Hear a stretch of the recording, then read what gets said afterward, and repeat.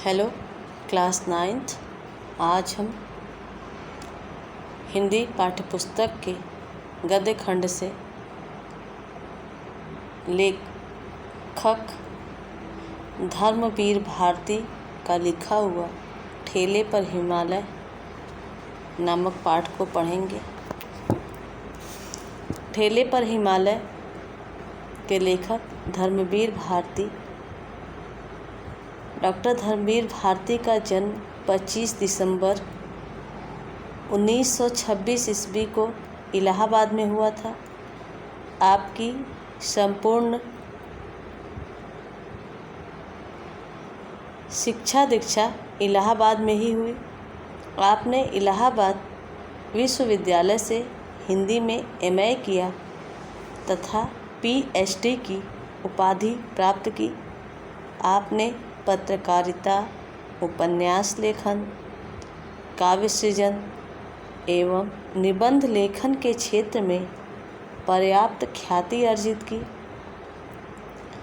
आपने कुछ वर्षों तक इलाहाबाद से प्रकाशित होने वाले साप्ताहिक पत्र संगम का भी संपादन किया। सन 1959 से 1987 तक भारती जी मुंबई से प्रकाशित होने वाले लोकप्रिय साप्ताहिक पत्र धर्मयुग के प्रधान संपादक रहे। आपकी साहित्य साधना से प्रभावित होकर भारत सरकार ने आपको पद्मश्री की उपाधि से विभूषित किया। सन 1997 ईस्वी में आपका निधन हो गया। कृतियाँ। डॉक्टर धर्मवीर भारती जी की प्रसिद्ध और महत्वपूर्ण रचनाएं निम्नलिखित हैं। पहला, कथा साहित्य, गुनाहों का देवता, सूरज का सातवां घोड़ा भारती जी के प्रसिद्ध उपन्यास हैं। चांद और टूटे हुए लोग श्रेष्ठ कहानियों का संग्रह है। कहानी अनकहानी, ठेले पर हिमालय, पश्यंती आपके प्रमुख निबंध संग्रह हैं। नदी प्यासी थी आपका प्रसिद्ध नाटक तथा नीली झील एकांकी संग्रह है। साहित्य और मानव मूल्य आलोचना ग्रंथ है। कनुप्रिया, ठंडा लोहा, 7 गीत वर्ष और अंधा युग आपके काव्य संग्रह हैं। देशांतर में विदेशी भाषाओं की कुछ कविताओं का काव्यानुवाद है। संगम और धर्मयुग साप्ताहिक पत्रों का आपने कुशलतापूर्वक संपादन किया। ठेले पर हिमालय डॉक्टर धर्मवीर भारती द्वारा लिखित यात्रा वृत्तांत श्रेणी का संस्मरणात्मक लेख है। इसमें लेखक ने नैनीताल से कौसानी तक की यात्रा का रोचक वर्णन किया है। इस लेख में लेखक ने जीवन के उच्च शिखर तक पहुंचने का संदेश दिया है। एक दिन अपने उपन्यासकार मित्र के साथ लेखक पान की दुकान पर खड़े थे।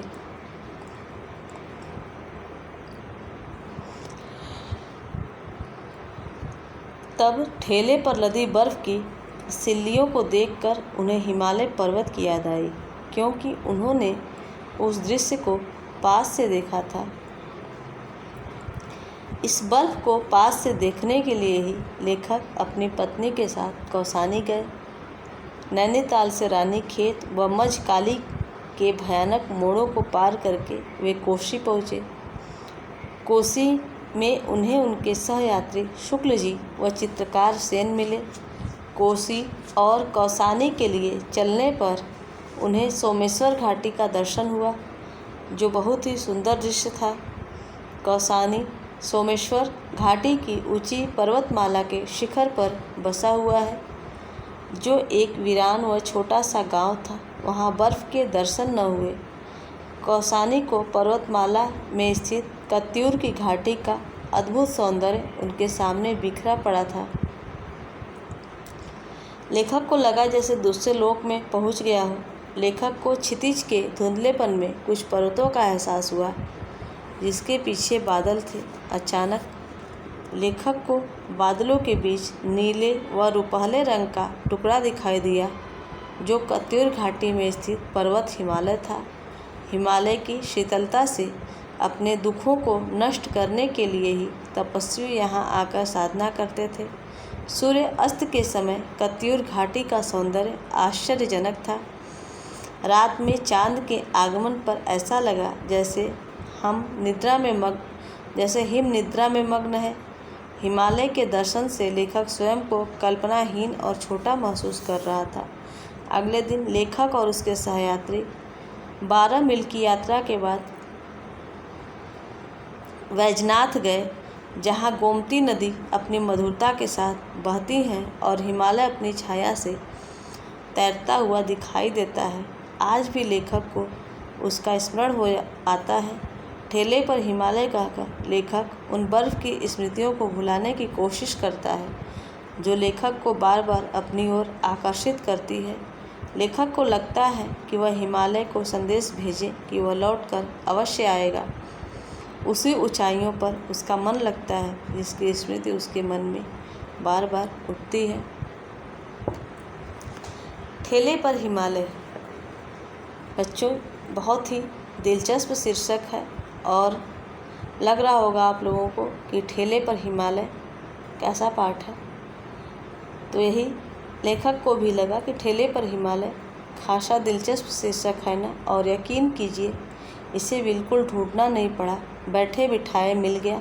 अभी कल की बात है, एक पान की दुकान पर मैं अपने गुरुजन उपन्यासकार मित्र के साथ खड़ा था कि ठेले पर बर्फ़ की सिले लादे हुए बर्फ़ वाला आया। ठंडे चिकने चमकते बर्फ़ से भाप उड़ रही थी। मेरे मित्र का जन्म स्थान अल्मोड़ा है। वे क्षण भर उस बर्फ़ को देखते रहे, उठती हुई भाप में खोए रहे और खोए खोए से ही बोले, यही बर्फ़ तो हिमालय की शोभा है। और तत्काल शीर्षक मेरे मन में कौंध गया, ठेले पर हिमालय। पर आपको इसलिए बता रहा हूँ कि अगर आप नए कवि हो तो भाई इसे ले जाएं और इस शीर्षक पर 200-300 पंक्तियाँ बेडौल बेतुकी लिख डालें। शीर्षक मौजूद है और अगर नई कविता से नाराज़ हो, संतुलित गीतकार हो तो भी गुंजाइश है। इस बर्फ़ को डांटे, उतर आओ ऊंचे शिखर पर, बंदरों की तरह क्यों चढ़े बैठे हो। ओ नए कवियों, ठेले पर लदो, पान की दुकानों पर बिको।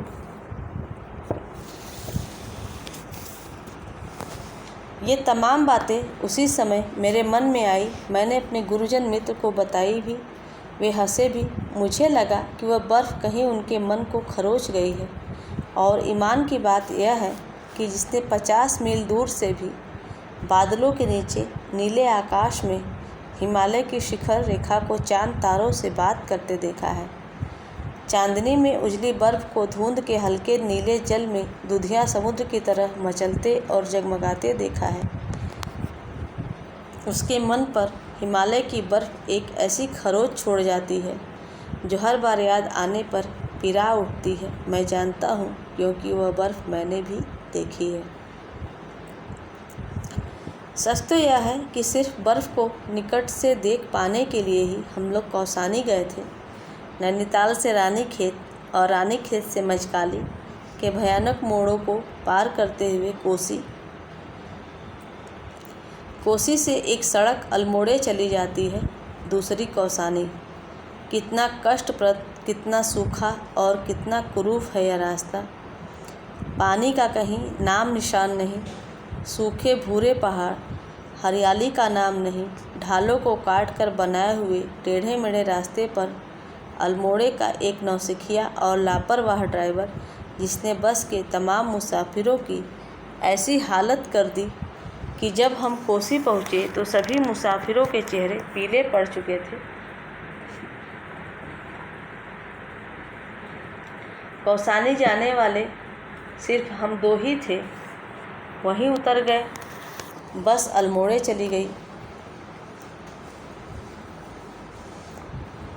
सामने के एक टीन के शेड में काठ की बेंच पर बैठकर हम वक्त काटते रहे।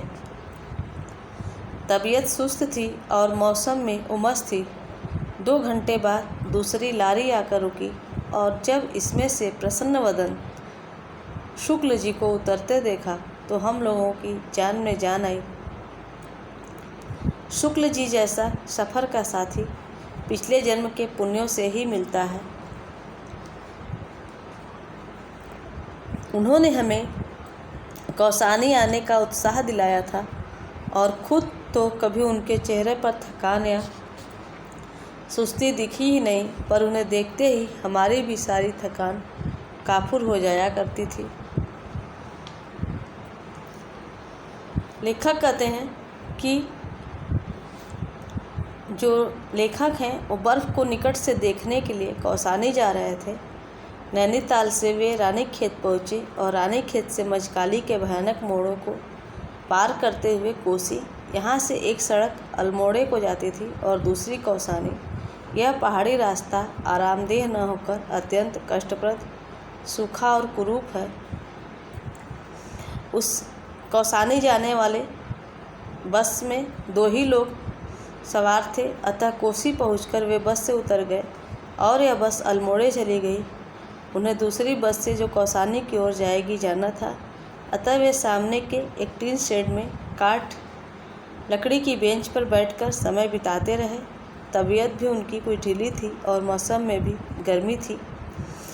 शुक्ल जी ने भारती जी को कौसानी आने के लिए उत्साहित किया था।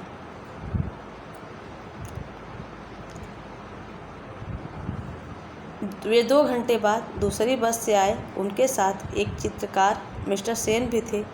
शुक्ल जी प्रसन्नचित्त रहने वाले व्यक्ति थे।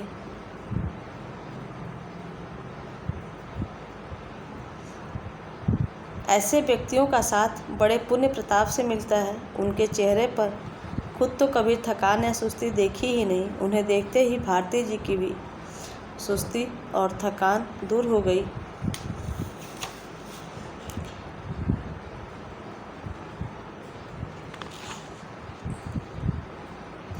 पर शुक्ल जी के साथ यह नई मूर्ति कौन है? लंबा दुबला शरीर, पतला सांवला चेहरा, एमिल जोला सी दाढ़ी, ढीला ढाला पतलून, कंधे पर पड़ी हुई ऊनी जर्किन, बगल में लटकता हुआ जाने थर्मस या कैमरा या बाइनाकुलर, और खासी अटपटी चाल थी बाबू साहब की। यह पतला दुबला मुझ जैसा सिकिया शरीर और उस पर आपका घूमते हुए आना मेरे चेहरे पर निरंतर घनी होती हुई उत्सुकता का ताड़ कर शुक्ल जी ने कहा, हमारे शहर के मशहूर चित्रकार हैं सेन। अकादमी से इनकी कृतियों पर पुरस्कार मिला है। उसी रुपए से घूमकर छुट्टियां बिता रहे हैं। थोड़ी ही देर में हम लोगों के साथ सेन घुल मिल गया। कितना मीठा था हृदय से वह। वैसे उसके कर्तव्य आगे चलकर देखने को मिले। कोसी से बस चली तो रास्ते का सारा दृश्य बदल गया। सुडौल पत्थरों पर कलकल करती हुई कोसी, किनारे के छोटे छोटे सुंदर गांव और हरे मखमली खेत। कितनी सुंदर है सोमेश्वर की घाटी, हरी भरी। एक के बाद एक बस स्टेशन पड़ते थे, छोटे छोटे पहाड़ी डाक खाने, चाय की दुकानें, और कभी कभी कोसी या उसमें गिरने वाले नदी नालों पर बने हुए पुल। कहीं कहीं सड़क निर्जन चीड़ के जंगलों से गुजरती थी। टेढ़ी मेढ़ी ऊपर नीचे रेंगती हुई ककड़ीली पीठ वाले अजगर सी सड़क पर धीरे धीरे बस चली जा रही थी। रास्ता सुहावना था और उस थकावट के बाद उसका सुहावनापन हमको और भी तंद्रालस बना रहा था। पर ज्यों ज्यों वह आगे बढ़ रही थी त्यों त्यों हमारे मन में एक अजीब सी निराशा छाती जा रही थी। अब तो हम लोग कौसानी के नज़दीक हैं। कोसी से 18 मील चले आए, कौसानी सिर्फ 6 मील है। पर कहाँ गया वह अतुलित सौंदर्य, वह जादू जो कौसानी के बारे में सुना जाता था। आते समय मेरे एक सहयोगी ने कहा था कि कश्मीर के मुकाबले में उन्हें कौसानी से अधिक मोह है। गांधी जी ने यही अनासक्ति योग लिखा था और कहा था स्विट्जरलैंड का आभास कौसानी में ही होता है। ये नदी, घाटी, खेत, गांव सुंदर है, किंतु इतनी प्रशंसा के योग्य तो नहीं है। हम कभी कभी अपना संशय शुक्ल जी से व्यक्त भी करने लगे, और ज्यों ज्यों कौसानी नज़दीक आती गई त्यों त्यों अधैर्य, फिर असंतोष, और अंत में तो क्षोभ हमारे चेहरे पर झलक आया। शुक्ल जी की क्या प्रतिक्रिया थी हमारी इन भावनाओं पर, यह स्पष्ट नहीं हो पाया, क्योंकि वे बिल्कुल चुप थे। सहसा बस ने एक बहुत लंबा मोड़ लिया और ढाल पर चढ़ने लगी। सोमेश्वर की घाटी के उत्तर में ऊंची पर्वतमाला है, उसी पर बिल्कुल शिखर पर कौसानी बसा हुआ है। कौसानी से दूसरी ओर फिर ढाल शुरू हो जाती है। कौसानी के अड्डे पर जाकर बस रुकी। छोटा सा बिल्कुल उजड़ा सा गांव, और बर्फ़ का तो कहीं नाम निशान नहीं। बिल्कुल ठगे गए हम लोग। कितना खिन्न था मैं। अन्न खाते हुए बस से उतरा कि जहाँ था वहीं पत्थर की मूर्ति सा स्तब्ध खड़ा रह गया। कितना अपार सौंदर्य बिखरा था सामने की घाटी में। इस कौसानी की पर्वतमाला ने अपने आंचल में यह जो कत्यूर की रंग बिरंगी घाटी छिपा रखी है, इसमें किन्नर और यक्ष ही तो वास करते होंगे। 50 मील चौड़ी यह घाटी, हरे मखमली कालीनों जैसे खेत, सुंदर गेरू की शिलाएं काट कर बने हुए लाल लाल रास्ते, जिनके किनारे किनारे सफ़ेद सफ़ेद पत्थरों की कतार, और इधर उधर से आकर आपस में उलझ जाने वाली बेलों की लड़ियों सी नदियाँ।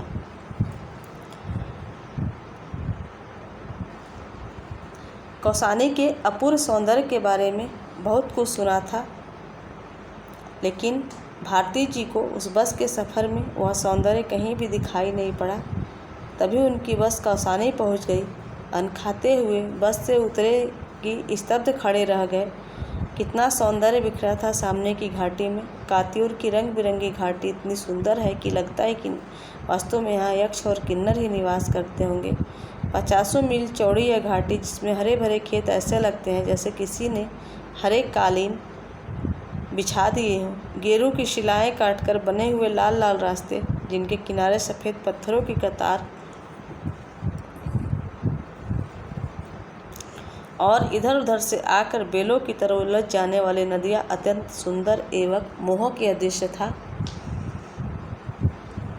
मन में बेसाख्ता यही आया कि इन बेलों की लड़ियों को उठाकर कलाई में लपेट लूँ, आँखों से लगा लूँ। अकस्मात हम एक दूसरे से लोक में चले आए थे। इतना सुकुमार, इतना सुंदर, इतना सजा हुआ और इतना निष्कलंक कि लगा कि इस धरती पर तो जूते उतार कर पाँव पोंछ कर आगे बढ़ना चाहिए। धीरे धीरे मेरी निगाहों ने इस घाटी को पार किया, और जहाँ ये हरे खेत और नदियाँ और वन क्षितिज के धुंधलेपन में नीले कोहरे में धुल जाते थे, वहाँ पर कुछ छोटे छोटे पर्वतों का आभास अनुभव किया। इसके बाद बादल थे और फिर कुछ नहीं। कौसानी के प्राकृतिक सौंदर्य को देखकर लेखक को ऐसा प्रतीत हुआ जैसे वह किसी दूसरे लोक में आ गए हों। इसका सुकुमार सौंदर्य चारों ओर व्याप्त था कि लग रहा था कि इस धरती पर तो जूते उतार कर और पाँव पोंछ कर आगे बढ़ना चाहिए। धीरे धीरे उनकी आँखों ने घाटी के सौंदर्य का भरपूर अवलोकन किया, जहाँ हर खेत, जंगल, नदियाँ सब क्षितिज में व्याप्त नीले कोहरे में धुले से लग रहे थे। वहाँ कुछ छोटे छोटे पर्वतों का आभास भी हो रहा था, कुछ बादल भी थे, और उसके बाद कुछ नहीं।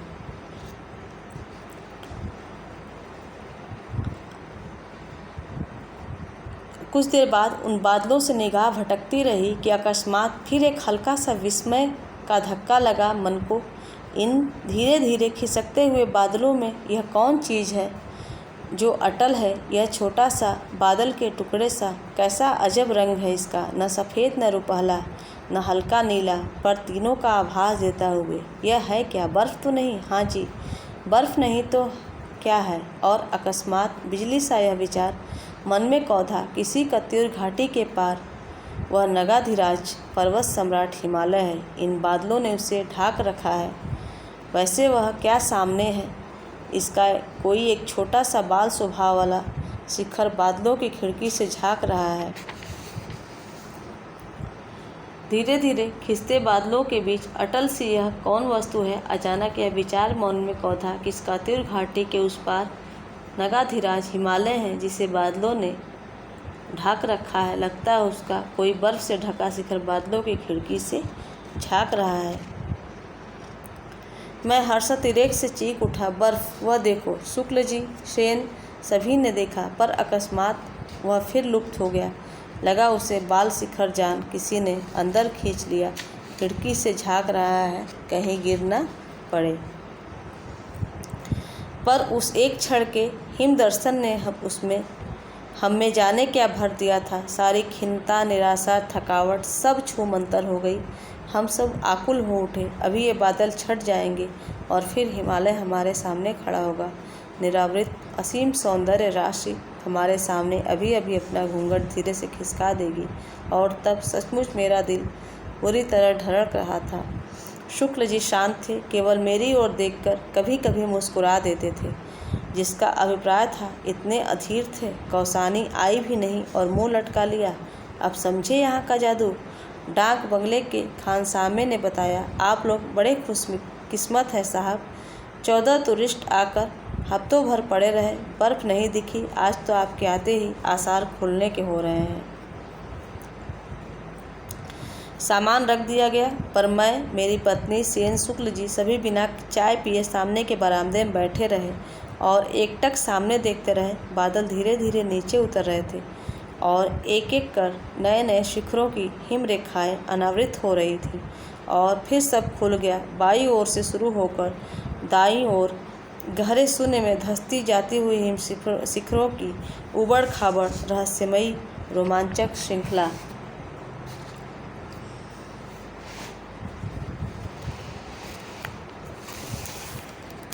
हमारे मन में उस समय क्या क्या भावनाएं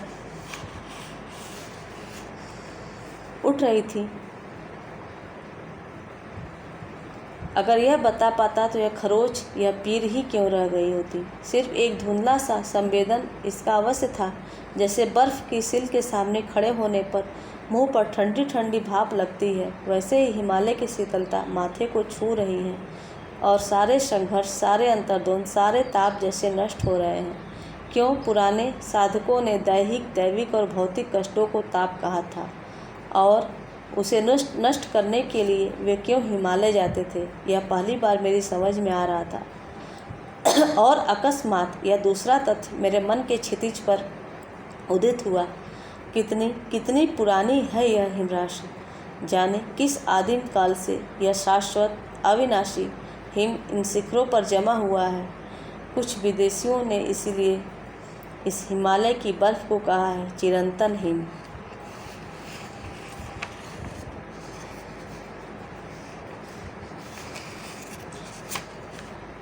सूरज ढल रहा था और सुदूर शिखरों पर दर्रे, ग्लेशियर, जल घाटियों का क्षीण आभास मिलने लगा था। आतंकित मन से मैंने यह सोचा था कि पता नहीं इन पर कभी मनुष्यों का चरण पड़ा भी है या नहीं, या अनंत काल से इन सूने बर्फ ढके दर्रों में सिर्फ बर्फ के अंधड़ हू करते हुए बहते रहते हैं। सूरज डूबने लगा और धीरे धीरे ग्लेशियरों में पिघली केसर बहने लगी। बर्फ कमल के लाल फूलों में बदलने लगी।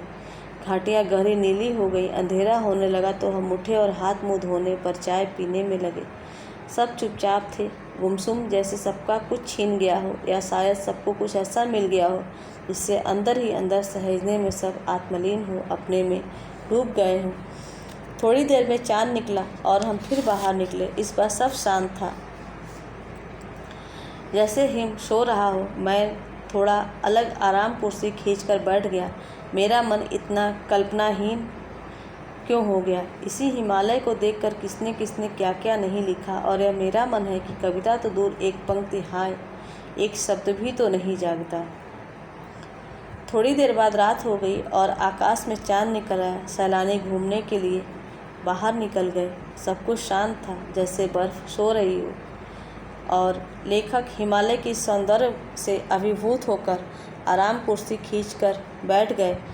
उनका मन शांत था। वह सोच रहे थे कि हिमालय को देखकर तमाम साहित्यकारों ने न जाने क्या क्या कल्पनाएं करते हुए अपनी भावनाओं को अभिव्यक्ति दी है, किंतु उनका मन एकदम कल्पनाहीन क्यों है? कोई भाव उसमें क्यों जागृत नहीं होता? कविता तो दूर, उसकी एक पंक्ति तक नहीं जागती। पर कुछ नहीं, यह सब कितना छोटा लग रहा था इस हिम सम्राट के समक्ष। पर धीरे धीरे लगा कि मन के अंदर भी बादल थे जो छट रहे थे। कुछ ऐसा उभर रहा है जो इन शिखरों की ही प्रकृति का है, कुछ ऐसा जो इसी ऊंचाई पर उठने की चेष्टा कर रहा है ताकि इनसे इन्हीं के स्तर पर मिल सके। लगा यह हिमालय बड़े भाई की तरह ऊपर चढ़ गया है और मुझे छोटे भाई के नीचे खड़ा हुआ कुंठित और लज्जित देखकर थोड़ा उत्साहित भी कर रहा है। स्नेह भरी चुनौती दे रहा, हिम्मत है तो ऊंचे उठोगे। लेखक को लगा जैसे हिमालय बड़े भाई जैसा है और उससे ऊपर उठ गया है। छोटे भाई लेखक को कुंठित, निराश और लज्जित देखकर उत्साहित भी कर रहा है और स्नेह भरी चुनौती दे रहा है हिम्मत ऊपर उठने की, उठो और मेरे जितना ऊंचा उठकर दिखाओ। और सहसा सन्नाटा तोड़कर सेन रविंद्र की कोई पंक्ति गा उठा और जैसे तंद्रा टूट गई और हम सक्रिय हो उठे। अदम्य शक्ति, उल्लास, आनंद जैसे हम में झलक पड़ा। सबसे अधिक खुश था सेन, बच्चों की तरह चंचल, चिड़ियों की तरह चहकता हुआ बोला, भाई साहब, हम तो वंडर स्ट्रक हैं कि यह भगवान का क्या क्या करतूत इस हिमालय में होता है। इस पर हमारी हंसी मुश्किल से ठंडी हो पाई थी कि अकस्मात वह शीर्षासन करने लगा। पूछा गया तो बोला, हम हर पर्सपेक्टिव से हिमालय देखूंगा। बाद में मालूम हुआ कि मुंबई की अत्याधुनिक चित्रशैली से थोड़ा नाराज़ है और कहने लगा, वो सब जीनियस लोग शीर का बल खड़ा होकर दुनिया को देखता है, इसी से मैं भी शीर के बल खड़ा होकर हिमालय देखता हूँ। दूसरे दिन घाटी में उतरकर 12 मील चलकर हम बैजनाथ पहुँचे, जहाँ गोमती बहती है। गोमती की उज्ज्वल जलराशि में हिमालय की बर्फीली चोटियों की छाया तैर रही थी। पता नहीं उन शिखरों पर कब पहुँचे, पर उस जल में तैरते हुए हिमालय से भी जी भर कर भेंटा उसमें डूबा रहा। आज भी उसकी याद आती है तो मन दुखी हो उठता है। कल ठेले के बर्फ को देखकर मेरे उपन्यासकार जिस तरह स्मृतियों में डूब गए, उस दर्द को समझता हूँ, और जब ठेले पर हिमालय की बात कहकर हंसता हूँ तो वो उस दर्द को भुलाने का ही बहाना है। ये बर्फ़ की ऊंचाइयाँ बार बार बुलाती हैं कि हम हैं कि चौराहे पर खड़े ठेले पर लद कर निकलने वाली बर्फ़ को देखकर ही मन बहला लेते हैं। किसी ऐसे क्षण में ऐसे ही ठेलों पर लदे हिमालयों से घिरकर ही तो तुलसी ने कहा था, कबहू को यह रहने रहोगे।